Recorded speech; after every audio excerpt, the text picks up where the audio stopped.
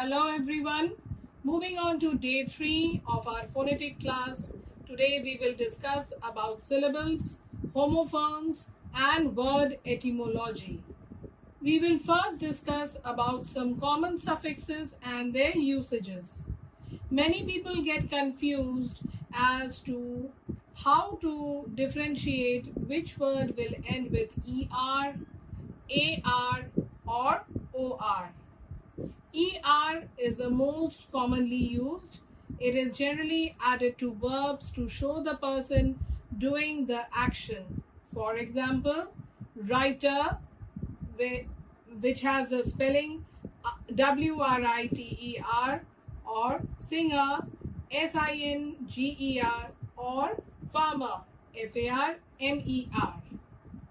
ER is also used for comparatives like smaller and brighter. OR, words ending with OR, which have a Latin origin, are often used for specialized jobs or roles or devices. For example, doctor, actor, elevator, or censor. In the OR rule, we have that if a verb ends in ATE, we drop the E, CT or IT, it often takes OR. That means if the word is accelerate, we remove E at the end and replace it with OR in accelerator. Or for the word invent, we add OR and it becomes inventor. AR, words ending in AR often feature the AR suffix denoting a person or thing. Example, dollar, liar, rather, or belonging to the AR word family with a long R sound like car, star, guitar. Solar is an adjective. Particular is a multi-syllabic word. We will deal more about syllables in our next slides. There are some exceptional cases which might confuse us. Some words can be spelled either way, though one is usually more common. ADVISOR or ADVISER, both are correct. AR is a rarer ending for words like scholar, SCHOLAR, or beggar, BEGGAR. Let us now learn how to break a word into syllables in order to learn the spelling.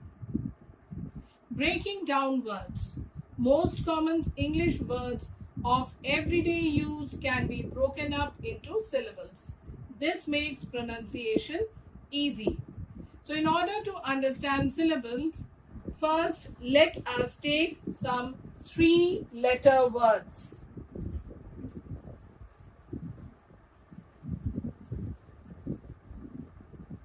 Like, for example, we have hat, pin, net, cut, hot. These are all monosyllabic words.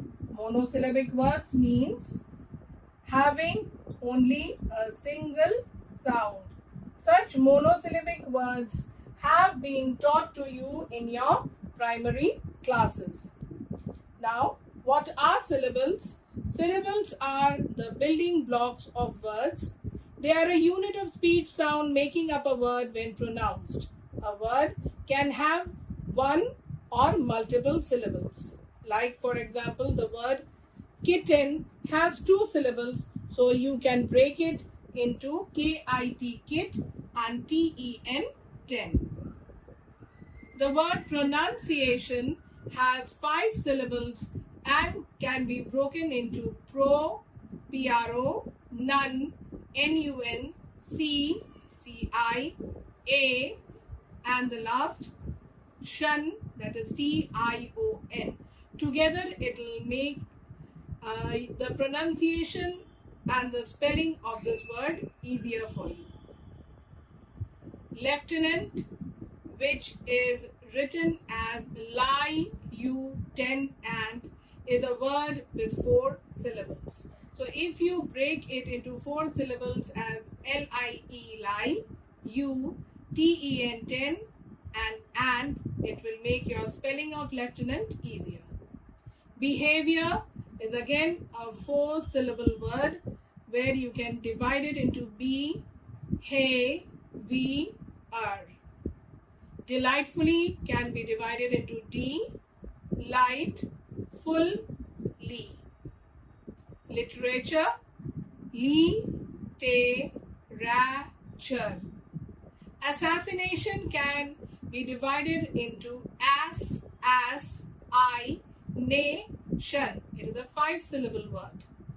There are still some words in the English language that can confuse people to the core. They do not follow any pattern.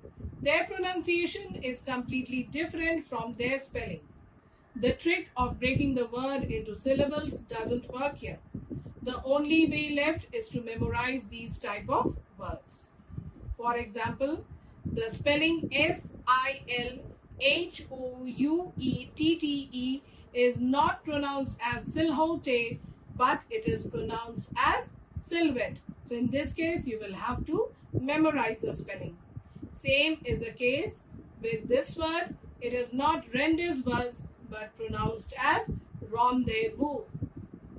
Genome is pronounced as gnome, where G remains silent. Asthma is pronounced as asthma, and T and H together remain silent. Salmon is pronounced as salmon, where L will remain silent. Quay is not pronounced as quay, but rather it is pronounced as key. Moving on to the next set, we will now deal with homophones. Homophones are words that sound alike but have different spellings and different meanings. The set of words C-O-L-O-N-E-L and K-E-R-N-E-L both are pronounced as kernel, but they have very separate meanings. C-O-L-O-N-E-L means an official in the army, and kernel is a part of a raw coconut.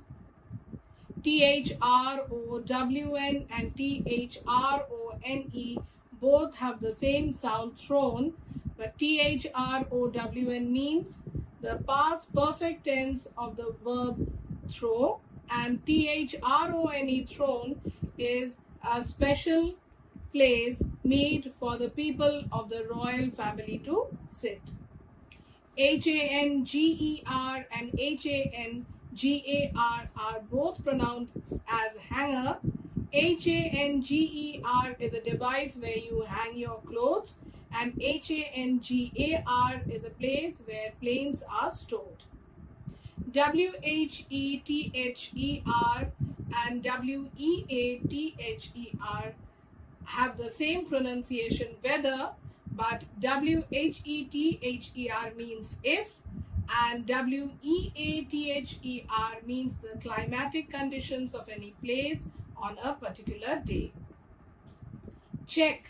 C-H-E-C-K is a check when you decide whether something is right or wrong, and C-H-E-Q-U-E is a sheet of paper given to you in the bank when you go to deposit or withdraw money.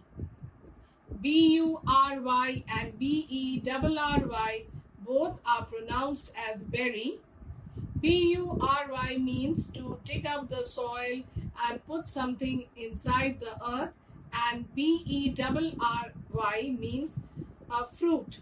Examples: strawberry, mulberry, blueberry. Moving on to the last section of today's class is etymology. What is etymology? Etymology is the origin, history, and development of words tracing how their form and meaning have changed over time. It helps us to understand how words adopted their current usage, often looking back to Latin, Greek, or Germanic roots. The word etymology itself comes from the Greek word etymon, meaning true sense or sense of a word, and logia means study of. We will now study about words derived from the Latin language. The first one is aqua, A-Q-U-A. Pronunciation is aqua and it means water.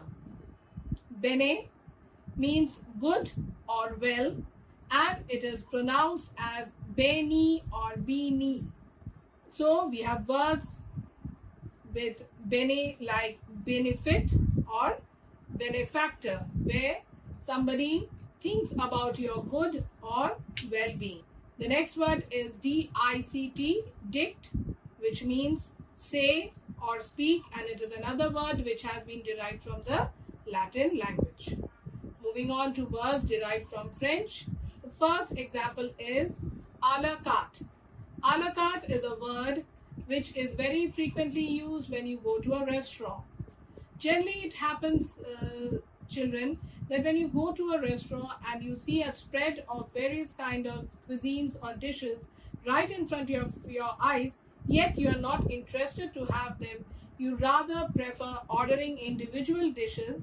That is known as à la carte, when you prefer to order individual dishes rather than a set. The next word derived from French is en route, but it is pronounced as en route, meaning on the way. This phrase is generally used when you go on a long journey. You can say, I met a stranger struggling with his luggage en route, or en route to Kashmir or Manali, we stopped at a small shop to buy water. Words derived from Indian language, jungle, which means dense forest, veranda, which is pronounced as veranda and means a roofed platform along the outside of a house. Words derived from Arabic. Example, algebra, which is pronounced as al-jabra and means a branch of mathematics dealing with symbols and equations. Magazine is another word derived from the Arabic language, which is pronounced as maghazin, and it means a publication or a storage place. Words that have been derived from Japanese. Example, tsunami, which means a large ocean wave caused by an underwater earthquake. The last word of this set is karaoke, which means singing along to recorded music. With this, we come to the end of our 3-day phonetics crash course class. Hope to meet you all soon. Thank you, everyone.